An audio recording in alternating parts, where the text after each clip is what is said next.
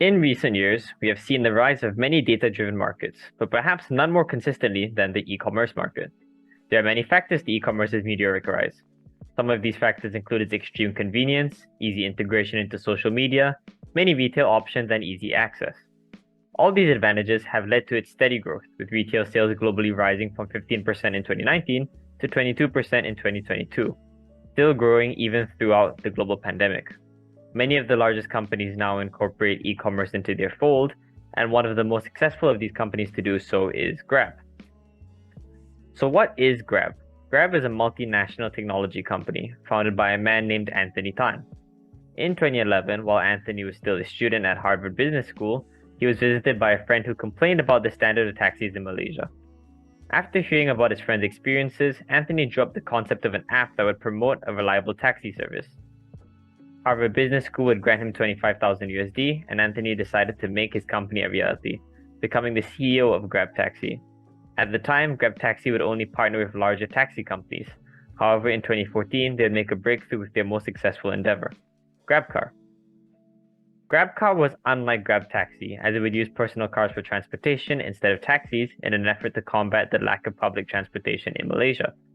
After its massive success, Grab Taxi would rebrand itself as Grab and begin several other campaigns all over Asia, such as Grab Bike, Grab Hitch, and Grab Express. Grab would even decide to evolve beyond just transportation services. In 2016, Grab would release Grab Pay, a digital wallet that could be used by customers as a method of payment. In 2018, they would launch Grab Food, a food delivery service. And then in 2019, they would release Grab Mart, a service which allowed you to buy groceries and have them transported to you. Over time, Grab leveled up tremendously in ways that I'm sure even Anthony would never have dreamed of.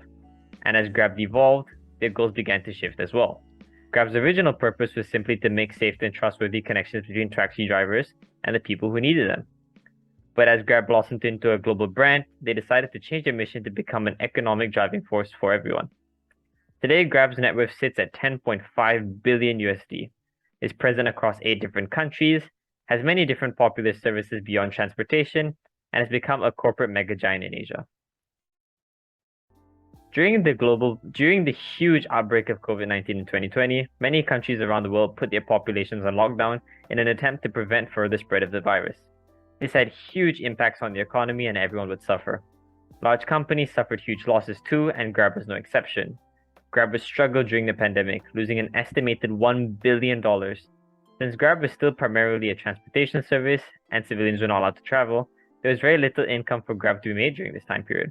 However, Grab was held afloat by its multitude of other services provided and would surprisingly suffer no major layoffs. Grab had always leaned heavily on its e-commerce, but it would do so now more than ever. Using its wealth of data and analytics, Grab would begin to invest more into Grab Food and Grab Mart as they had become increasingly popular over the course of the pandemic. Consumers were no longer able to leave their houses, and as a result, transportation services like GrabCar suffered. However, this would not work against all of Grab's services. As consumers would now more frequently eat at home and order groceries, GrabMart and GrabFood became the premier service for food and grocery delivery in Asia. Grab's sudden shift in attention was almost certainly the result of careful data analytics. Grab mainly collects their data from research agencies where a panel of consumers review their service in online and face-to-face interviews. This data is then sent for analysis. They had clearly seen the trend in their service usage as well as the feedback given by their customers, and had decided to move their attention away from their transportation service and invest more time and money into quality assurance for their now more relevant services. The market now valued high-quality delivery and courier services above all, and Grab was more than happy to oblige, saturating the market with their drivers, many of their new delivery drivers being previous GrabCar drivers themselves. In today's climate, data analysis is extremely important. It helps businesses like Grab refine their performances and turn out maximum profit. Many modern-day companies have hired full divisions of data analysts just to collect and understand the data they are given. Customer feedback, proper investments, and successful campaigns are all determined by data. It lets you know your target audience, gives you an idea of what future trends you might want to follow, helps reduce costs in your operations, and even makes important company decisions. Data runs the world, and if you can control the data, you can control the world. Thank you.